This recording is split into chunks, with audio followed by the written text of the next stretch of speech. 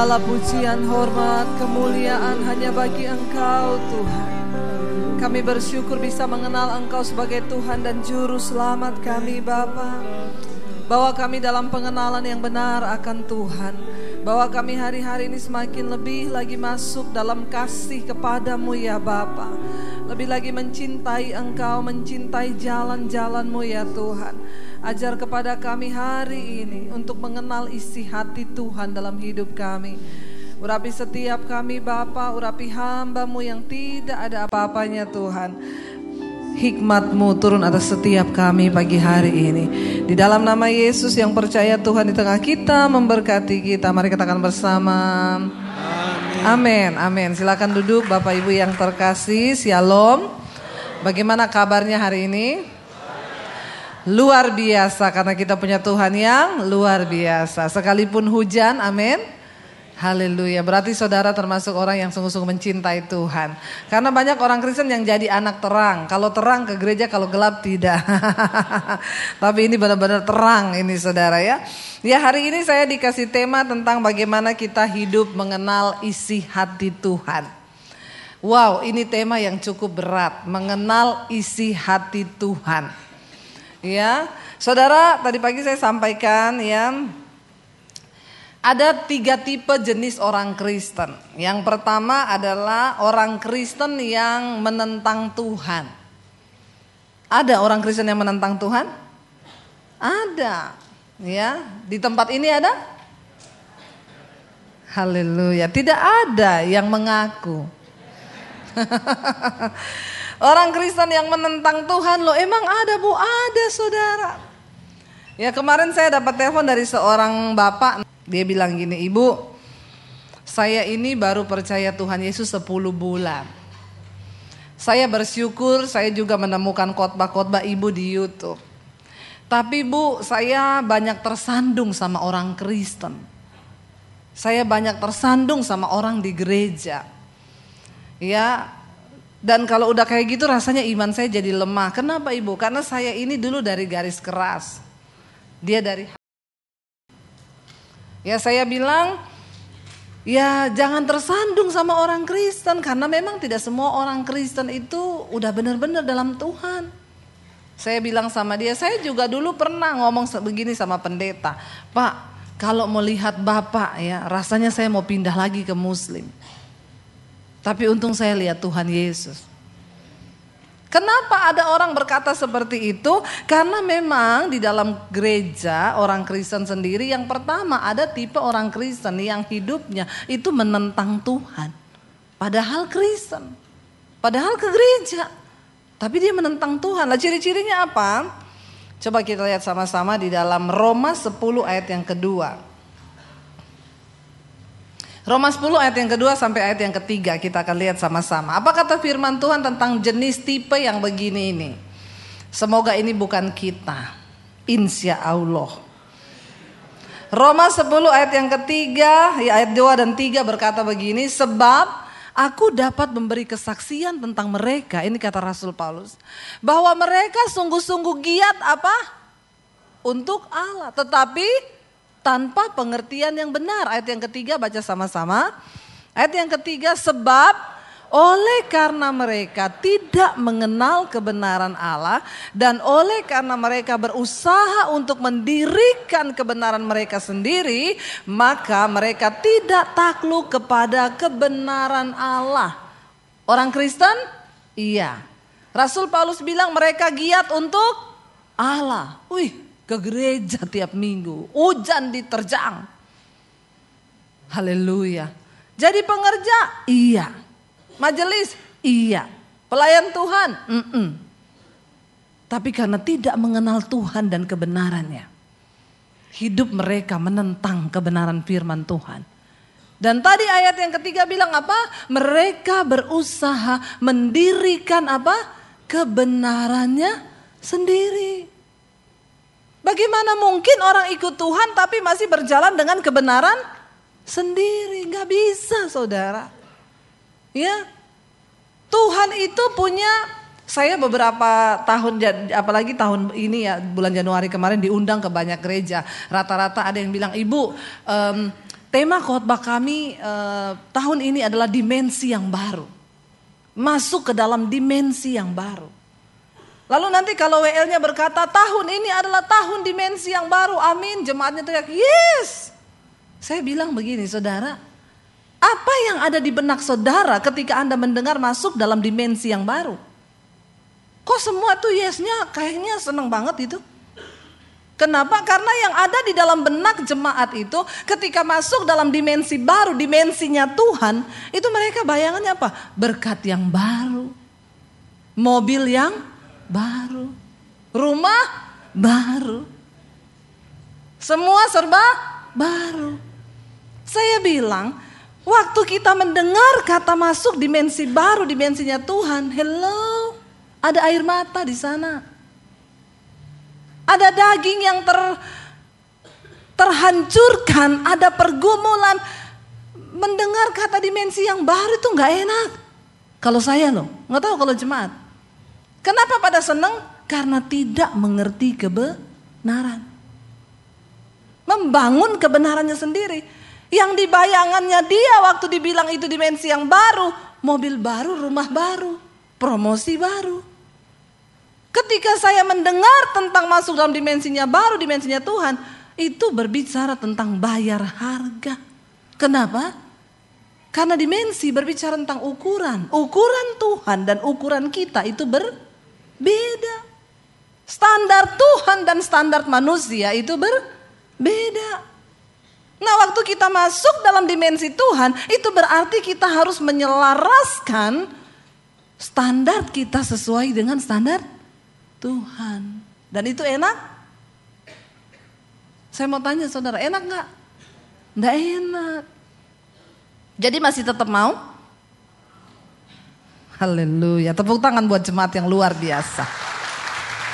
Saya berdoa supaya saudara menjadi jemaat yang dewasa. Rasul Paulus bilang mereka berusaha membangun kebenarannya sendiri.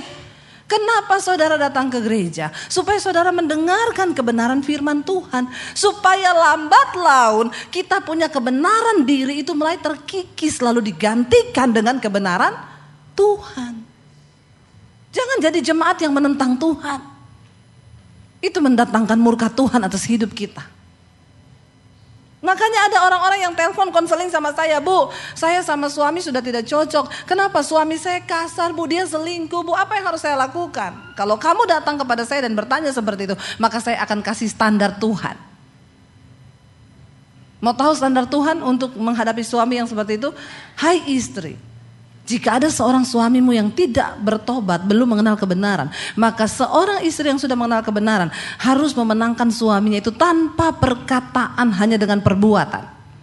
Supaya suaminya melihat bagaimana saleh dan sucinya kelakuan istrinya, lalu dia tertarik untuk mengenal Tuhan. Lalu dia bilang begini, kayak itu Bu, gak ada cara lain. Ada, berdoa, berbuat baik kepada suamimu. Gak mau Bu, saya mau cerai. Nah itu kebenaranmu. Kalau kebenaran Tuhan tuh begini. Nah saudara telepon saya itu kan karena pengen tahu standar Tuhan. Kalau mau bikin standar sendiri enggak usah telepon saya. Lakukan aja. Orang Kristen tuh saudara, aduh hidup ya, udah menentang Tuhan sombong lagi. Ya. Itu saya ketemu orang-orang model begini rasanya mau saya baptis ulang, direndam agak lama. 15 menit. Supaya dia buka mata langsung di rumah Bapa di surga. Lebih baik tubuhnya binasa tapi jiwanya selamat. Ada bapak-bapak telepon saya, Bu, istri saya tidak melayani saya sudah bertahun-tahun. Dalam hal apa? Segala hal. Terus saya sudah berdoa membawa kepada Tuhan, Bu. Saya tertekan dengan masalah ini. Mungkin Bapak pernah bikin salah kepada istri sampai istrimu kepahitan. Iya, dulu sih saya pernah bikin salah. Saya berselingkuh. Ya udah Bapak obati hati istrimu.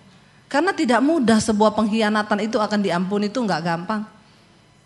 Ya, karena hatiku ini bukan terbuat dari besi dan baja. Hatiku ini bisa remuk dan hancur.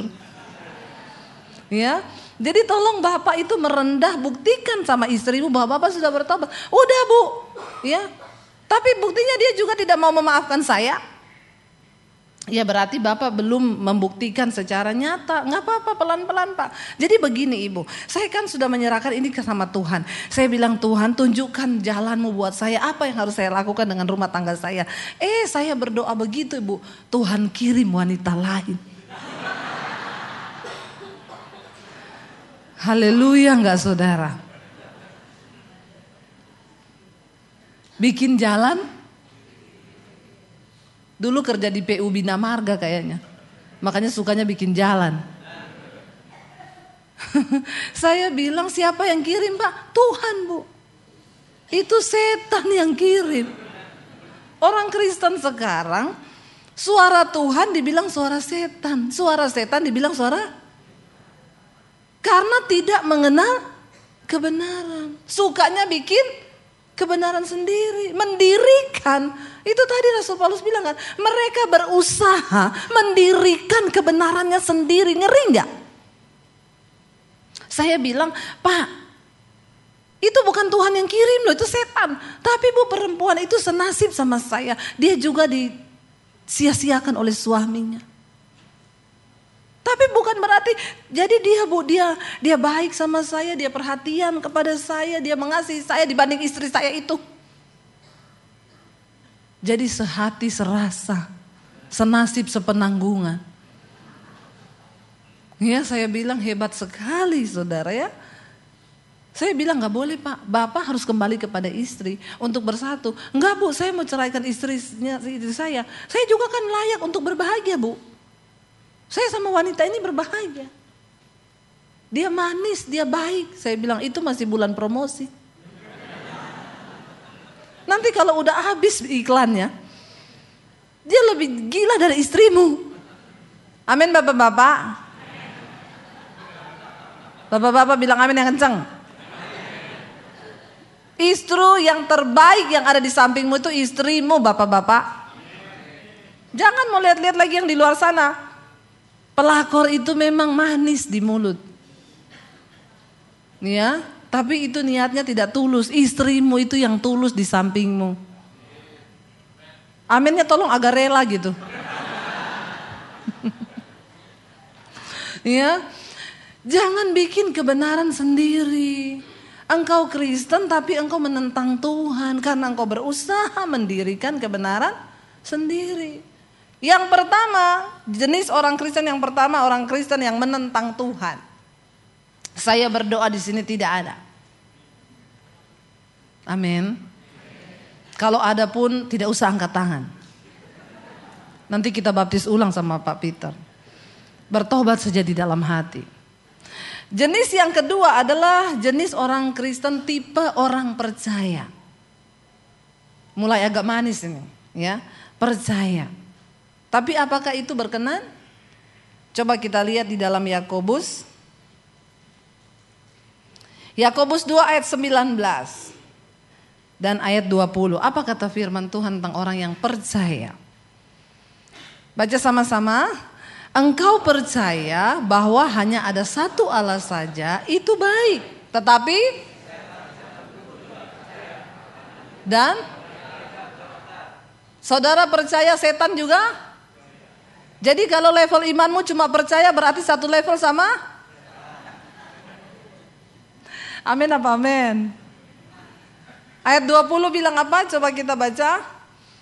Ayat 20, hai manusia yang bebal, maukah engkau mengakui sekarang bahwa iman tanpa perbuatan adalah iman yang kosong? Kristen percaya. Banyak. Waktu dengar janji Tuhan, langsung percaya dia. Apa-apa tuh percaya.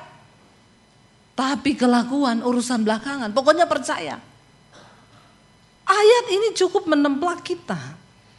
Dikatakan engkau percaya hanya ada satu Allah, itu baik. Baik. Kita percaya Tuhan, hanya ada satu Tuhan, itu baik. Tetapi, ada tetapinya, setan-setan pun juga percaya akan itu. Dan mereka gemetar. Malah mungkin setan levelnya lebih tinggi dari kita.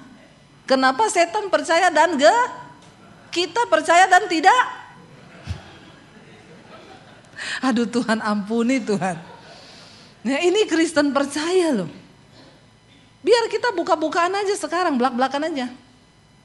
Supaya kita tahu level iman kita di mana. Jangan main-main lagi dengan iman kekristenan kita.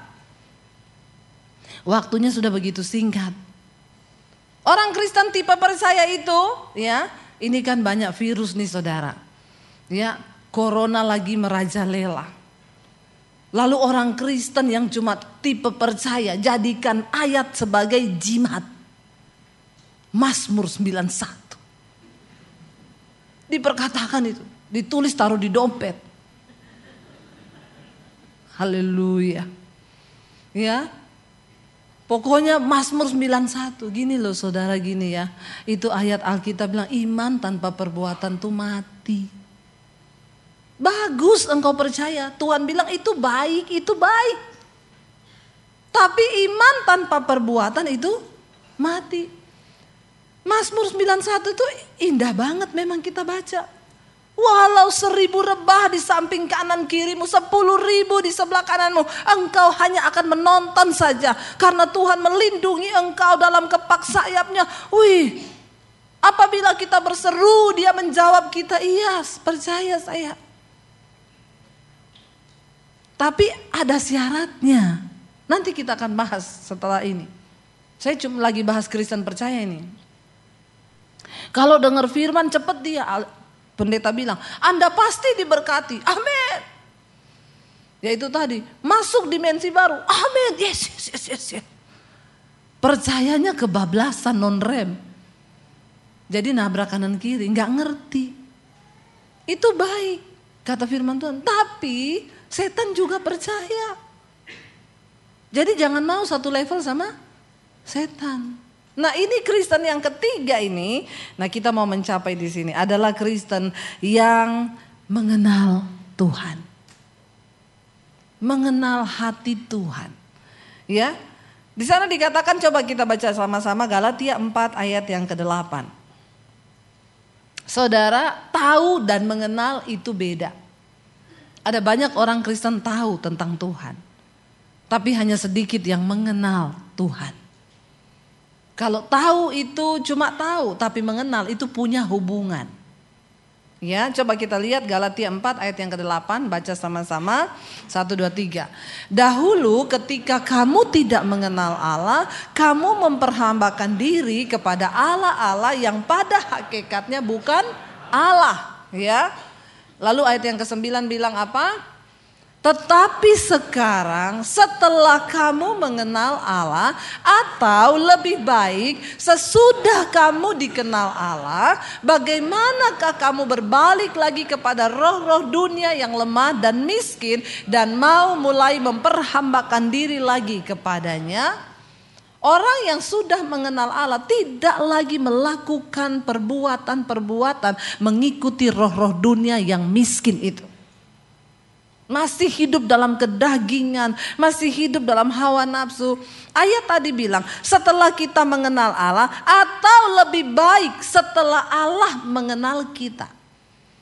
Karena banyak orang ngaku-ngaku mengenal Tuhan, padahal tidak dikenal Tuhan.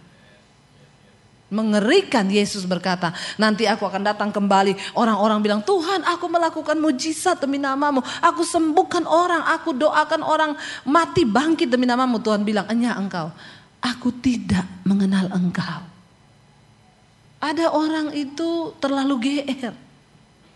Dia pikir dia dikenal Tuhan karena melakukan kegiatan-kegiatan rutinitas rohaninya tadi. Mereka giat untuk pekerjaan Allah.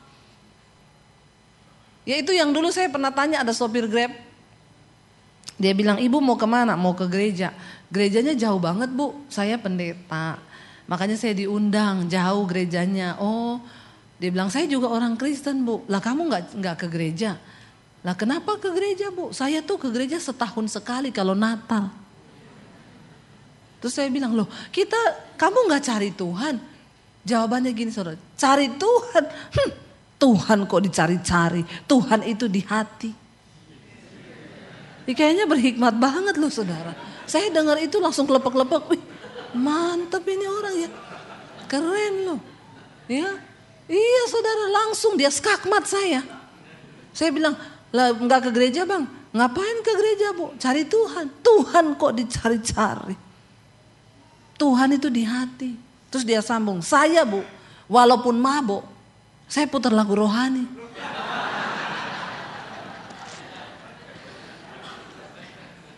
Ya, walaupun saya lagi mabuk Bu, saya ingat Tuhan. Saya bilang hebat abangnya ya. Saya curiga abang kalau mabuk ingat Tuhan, kalau sadar tidak. Jadi mabuk terus saja. Ngeri saudara, ngeri loh.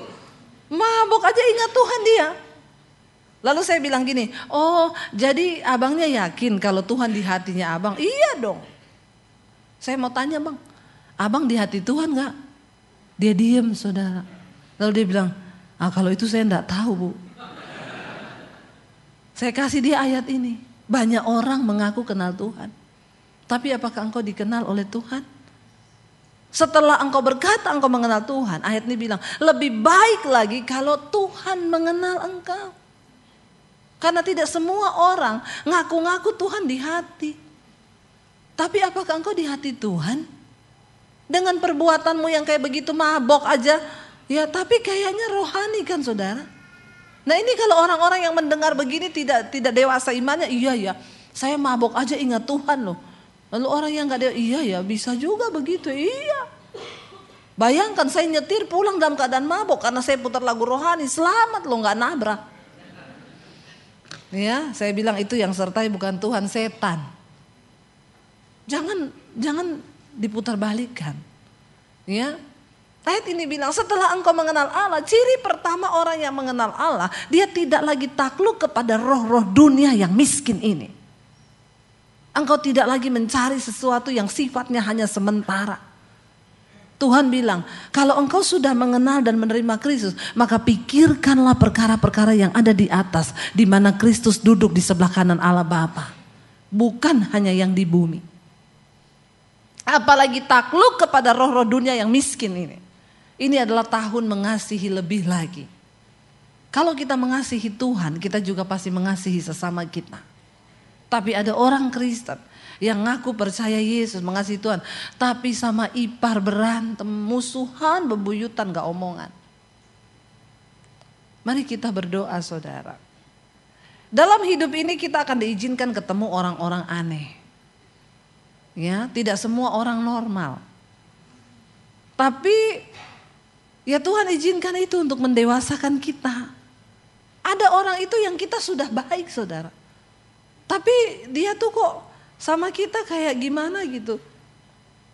Lepaskan pengampunan. Kemarin ada yang tanya sama saya, Bu, saya ini punya teman kerja, dia itu orangnya cukup aneh sih Bu.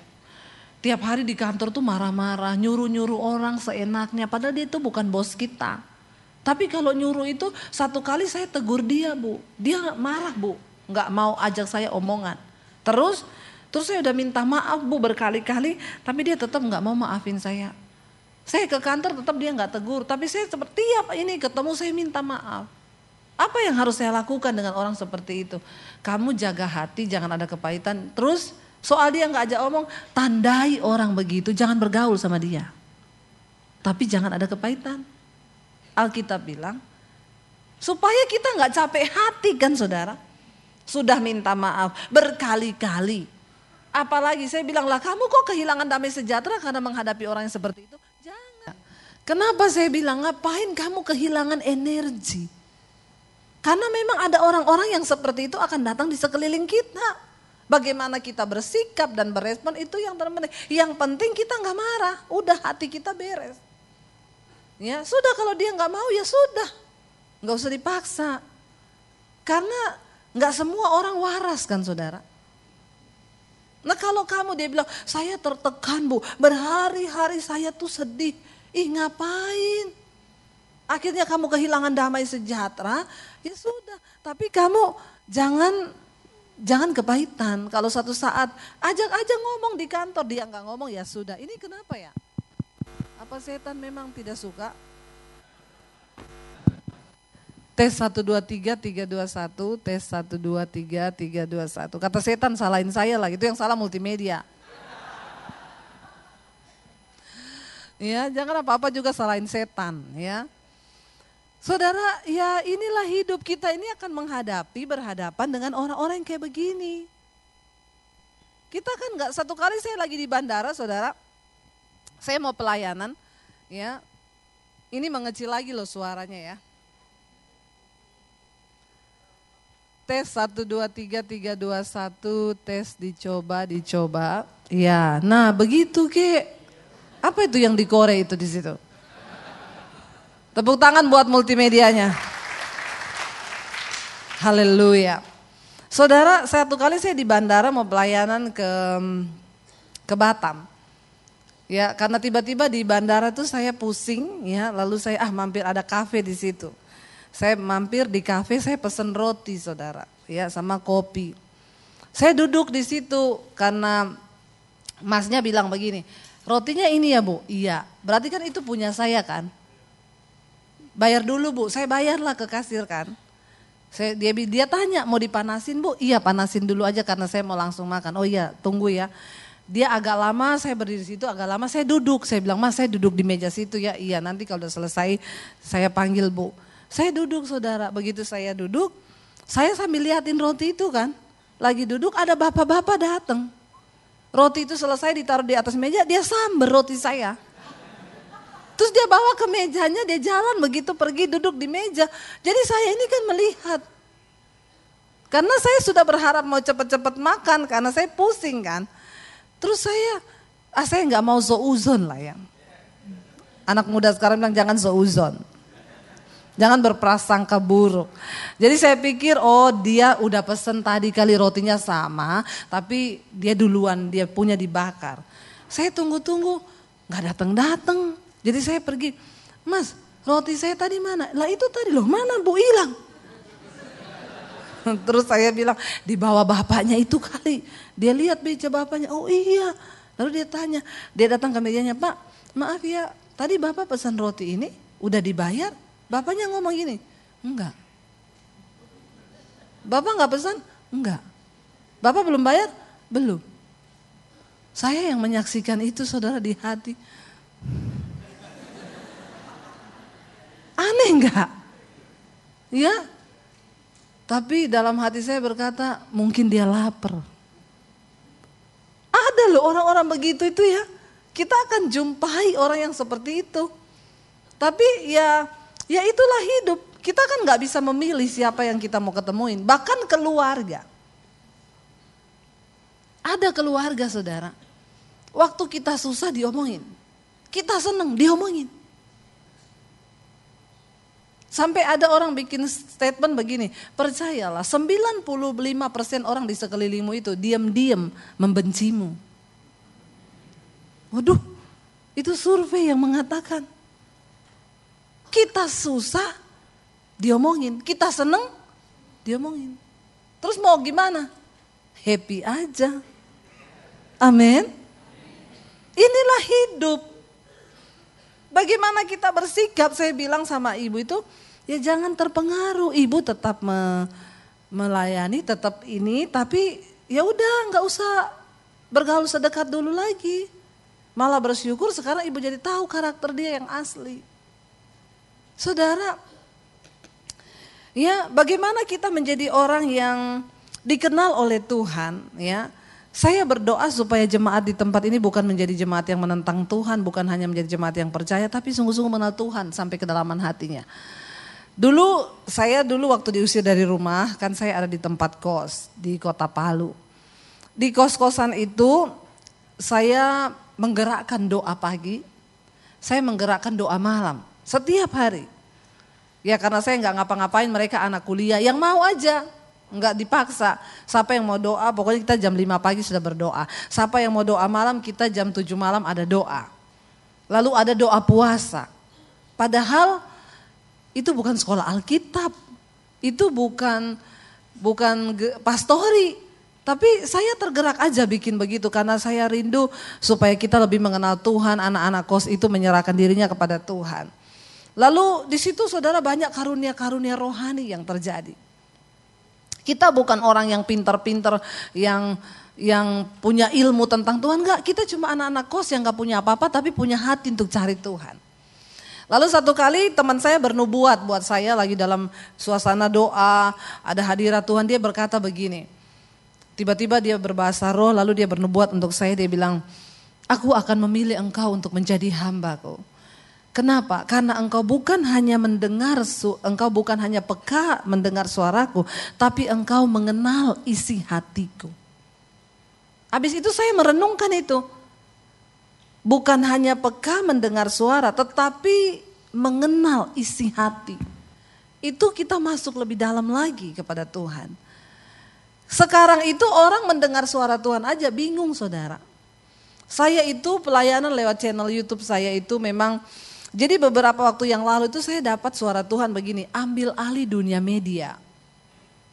Karena hari-hari ini dunia media itu berkembang luar biasa. Warnai dunia media, beritakan Injilku. Saya enggak kepikiran jadi YouTuber apalah, enggak. Cuma dari sebuah kerinduan Tuhan di hati saya. Yang Tuhan bicara itu dia sampaikan kerinduan hatinya untuk saya ambil alih dunia media. Orang-orang dari agama lain itu mulai menghubungi saya lewat telepon. Ibu, saya bukan orang Kristen, tapi saya nonton khotbahnya ibu karena saya mencintai kebenaran. Ada orang datang dari luar negeri, saya mau dibaptis ibu-ibu. Saya datang sama suami saya mau dibaptis bu. Saya bilang, tapi mau dikeluarin surat, nggak usah pakai surat, saya cuma mau menggenapi kehendak Tuhan. Dari Singapura, baptis di hotel, pulang lagi ke Singapura. Saya dengerin khotbah ibu di YouTube. Wow, orang yang pakai datang minta dibaptis. Saya melihat bagaimana Tuhan bekerja. Yang dari homo, ya, pelakor, hidup dengan suami orang. Majelis yang jatuh dalam persinahan. Tuhan jamah, Tuhan lawat. Mereka mulai bertanya, ibu kasih tahu jalan Tuhan, saya mau bertobat. Saudara lihat, waktu kita nangkap dengan apa yang Tuhan mau. Jadi bagi saya itu, kekristenan itu bukan sekedar agama yang cuma Tuhan itu masih berbicara sampai hari ini, amin. Saudara percaya bahwa Tuhan masih berbicara? Yes, dia Tuhan yang hidup. Dan dia pasti memberitahukan rencananya atas hidupmu. Kenapa? Rencana Tuhan atas hidup kita tidak bisa diwakili oleh siapapun. Dia sedang berurusan secara pribadi dengan hidupmu. Amin. Satu kali ada seorang bapak, dia komen di YouTube saya. Saya khotbah, saya bilang gini, lalu saudara, waktu saya lagi marah, tiba-tiba Tuhan bicara di hati saya, jangan marah. Terus dia komen begini, situ bisa dengar suara Tuhan ya, dukun apa pendeta lu? Wah, saya baca komennya begitu. Saya balas, saya bilang, Pak, jadilah sesuai imanmu. Kalau Bapak percaya bahwa Tuhan sanggup berbicara bagi kita anak-anaknya, Bapak akan mengalami. Tapi kalau tidak, Bapak tidak akan pernah mengalami. Kalau Bapak mau buka hati, dia komen-komen di YouTube saya itu pedes, saudara. Di YouTube itu komennya gak semua enak. 100 yang komen, ada 5 orang yang tidak enak. Ada yang ngomong gini, Allah pendeta abal-abal, ngaku-ngakunya aja dari muslim, padahal cuma cari duit. Haleluya, gak apa-apa. Itu pasti yang komen dari seberang. Saya bilang Tuhan memberkatimu. Saya berdoa supaya Tuhan Yesus jamah hatimu. Karena YouTube lintas agama, lintas budaya. Di kamar tidur dia dengar, dia komen begitu, tapi dia dengar kan khotbah saya. Haleluya enggak? Puji Tuhan. Yesus bilang yang penting dia dengar dulu. Karena firman Tuhan tidak pernah kembali dengan sia-sia. Ada yang komen, pendeta pinter ngomong padahal tidak menjadi pelaku firman. Kenapa rambutnya pendek? Haleluya. Saya bilang, Pak, saya itu rambut pendek begini karena saya tunduk kepada suami. Justru saya melakukan firman.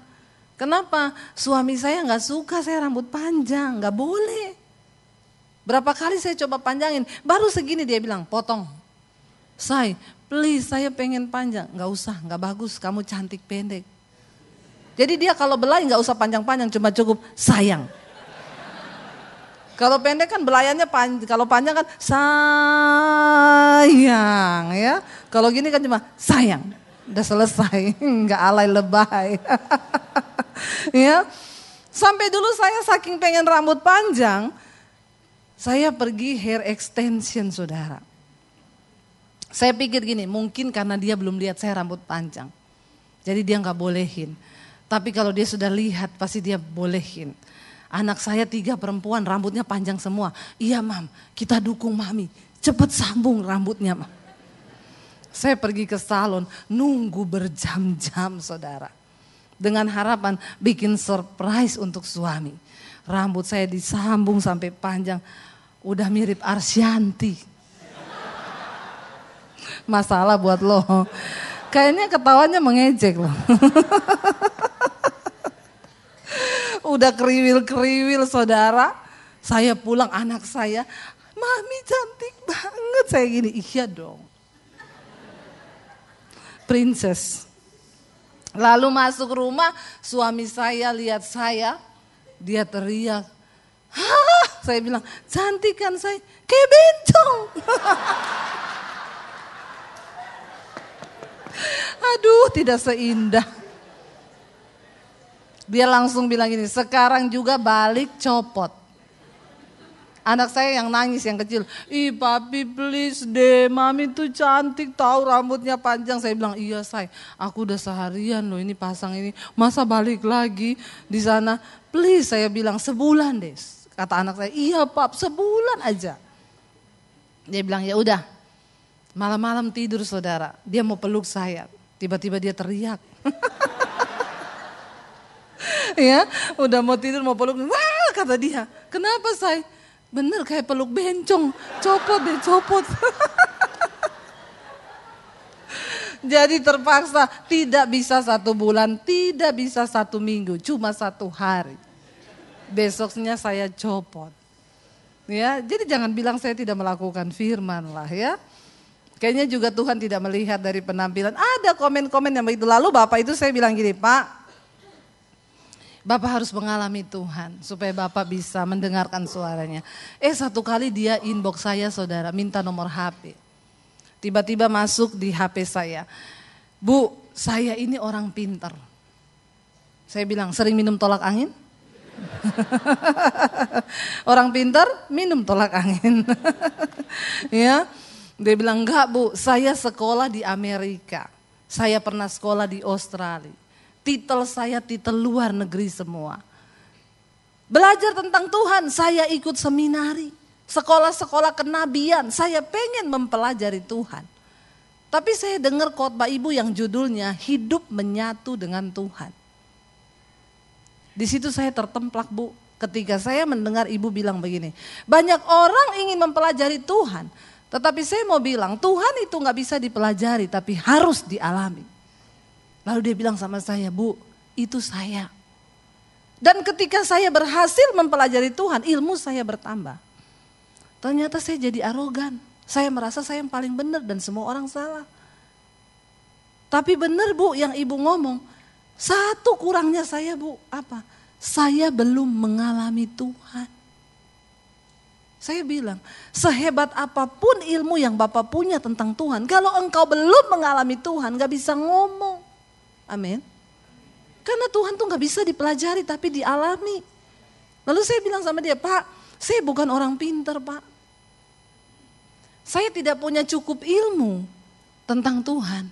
Saya hanya seorang bodoh yang waktu itu mau mengakhiri hidup saya dengan cara bunuh diri. Lalu saya merendahkan diri dan berkata, Tuhan siapa engkau sebelum saya mati bunuh diri. Saya pengen mengenal engkau ciptaan saya, yang pencipta saya. Dan ketika saya buka hati begitu, Tuhan tuh masuk dalam hidup saya. Saya mengenal dia, saya mengenal isi hatinya dan itu yang mengubahkan hidup saya. Akhirnya dia bilang gini sama saya, Bu, saya pengen banyak belajar dari ibu. Ibu mau gak jadi mentor saya? Tadinya kalau ngomong, situ dukun. Saudara, ya, ketika engkau mengalami Tuhan, orang yang berhikmat adalah orang yang mengenal Tuhan. Bagaimana caranya? Mari kita buka Mazmur. Mazmur 25 ayat yang ke-14, secara cepat saja karena waktunya tinggal sedikit. Mazmur 25 ayat 14 berkata begini, 1, 2, 3 kita baca. Tuhan bergaul karib dengan orang yang takut akan Dia dan perjanjiannya diberitahukannya kepada mereka. Ini ayat wow banget. Siapa yang mau jadi sahabat karibnya Tuhan? Loh, Yesus berkata, aku tidak menyebut kamu lagi hamba. Karena hamba nggak tahu apa yang dilakukan oleh tuannya. Tetapi sahabat tahu apa yang dilakukan oleh sahabatnya. Makanya Yesus bilang, aku menyebut kamu sahabat. Bagaimana kita menjadi sahabat karibnya Tuhan? Sahabat karib itu apa, saudara? Orang yang kita bisa curahkan semua isi hati kita. Nggak sembarang orang bisa terbuka loh. Kalau kita nggak mengenal Dia dengan benar, kita ini nggak mau kan terbuka kepada Dia. Benar nggak? Saudara punya nggak sahabat karib di hidupmu? Satu kali saya bilang sama suami saya gini, orang-orang di luar sana itu punya sahabat karib loh. Terus saya tanya sama suami saya, kamu siapa sahabat karibmu? Kan kamu perlu curhat juga. Lalu dia bilang sama saya gini, kamu enggak kenal sahabat karib saya? Enggak, siapa? Lah kamu kan sahabat karibku. Oh iya ya, saya juga enggak punya sahabat karib saya suami saya. Harusnya itu yang benar. Amin. Jangan bapak-bapak sahabat karibnya istri tetangga. Nah ini bahaya. Saya cocok kalau curhat sama dia. Hati-hati loh saudara. Atau teman kantor. Ya sahabat karib kita ya pasangan kita. Yesus bilang, aku tidak menganggap kamu lagi hamba tapi sahabat. Kenapa? Karena hamba gak tahu apa yang dilakukan tuannya. Dia bilang, Tuhan bilang di sini, Tuhan bergaul karib dengan orang yang takut akan Dia. Dan perjanjiannya diberitahukannya kepada kita. Wow enggak? Kenapa ada orang yang enak ya, saya tuh orang tuh bilang, ibu tuh kalau khotbah ngomong dengar suara Tuhan. Iya, Tuhan tuh masih berbicara. Dia kasih tahu janji-janjinya. Saya itu melangkah untuk bikin YouTube itu Tuhan yang mendorong. Roh Kudus terus mendorong saya sampai saya mencari terus apa sih yang Tuhan mau ini. Media itu media apa? Saudara tahu intinya engkau mau dulu. Saudara ingat kisah Daniel, waktu Daniel berpuasa meminta hikmat Tuhan. Di ayat itu dikatakan Daniel bersama dengan banyak orang datang menghadap Tuhan.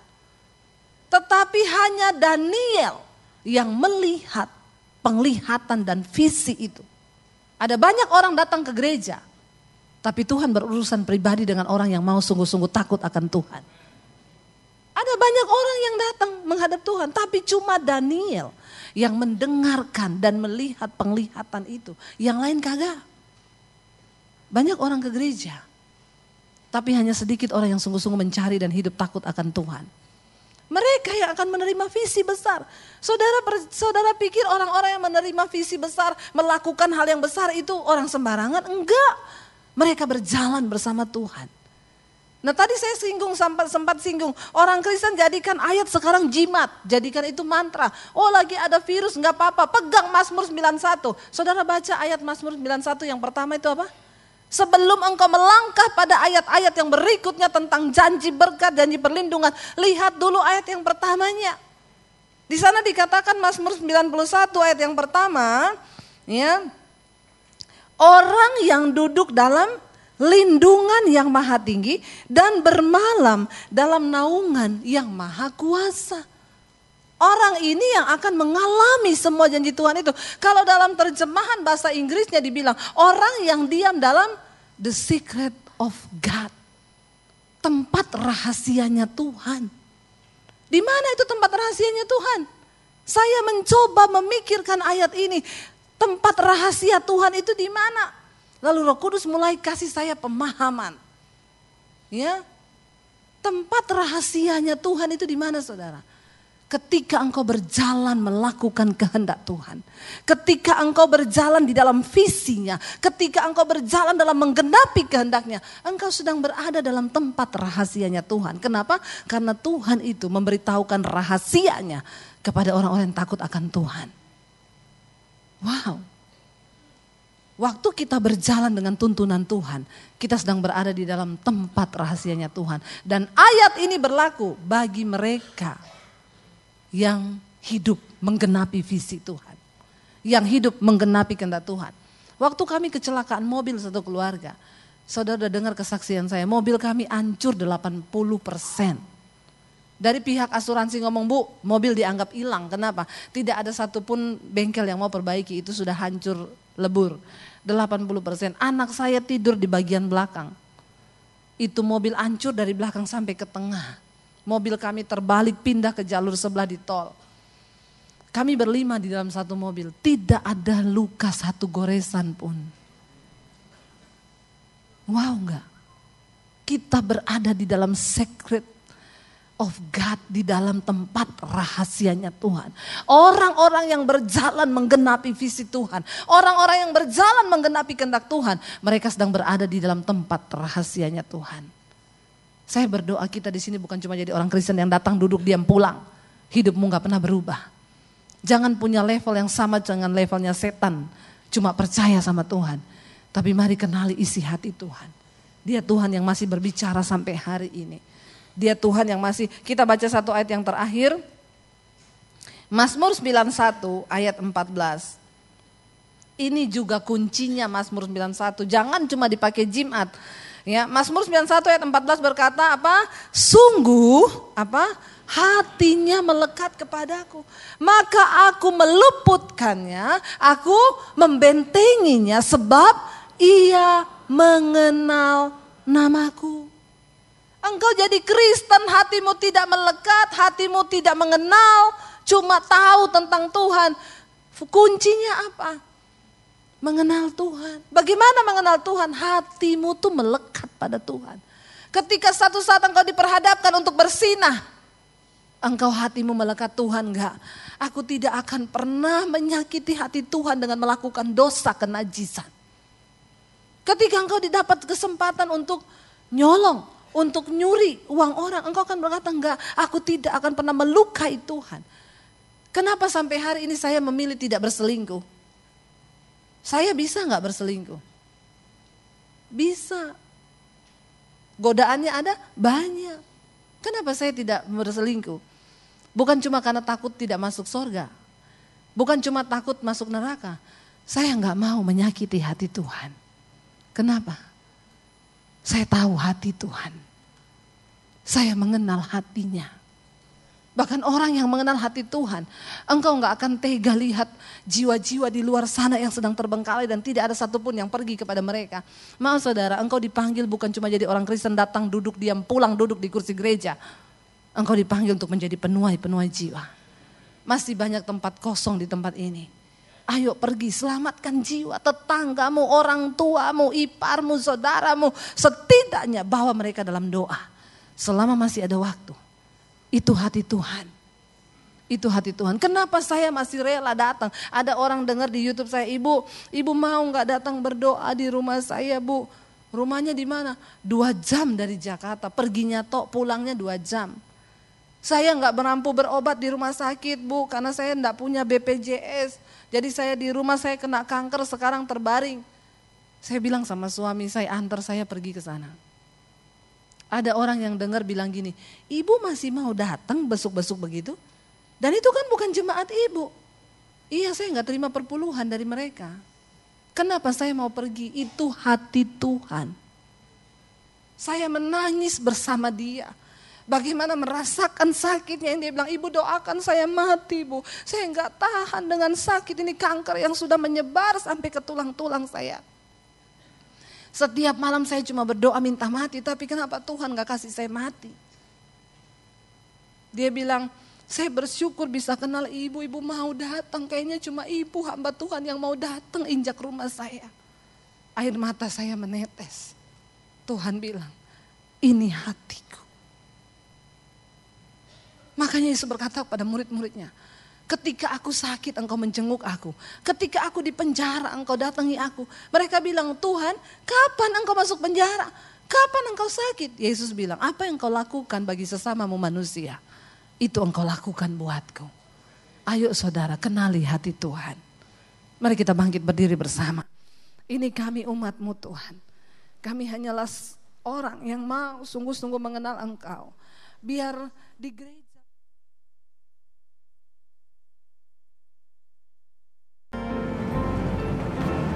Shalom saudara, jika Anda merasa diberkati dengan channel YouTube saya, Anda bisa komen, like, dan share.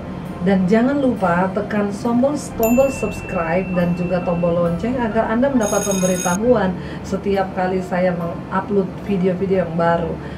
Ini sangat penting buat channel ini saudara, supaya banyak orang juga diberkati dan channel ini boleh juga terus berkembang dan menjadi berkat buat banyak orang. Terima kasih, Tuhan memberkati. Saatmu masih terjadi tiap hari, selalu terjadi. Mujizatmu masih terjadi setiap hari, selalu terjadi.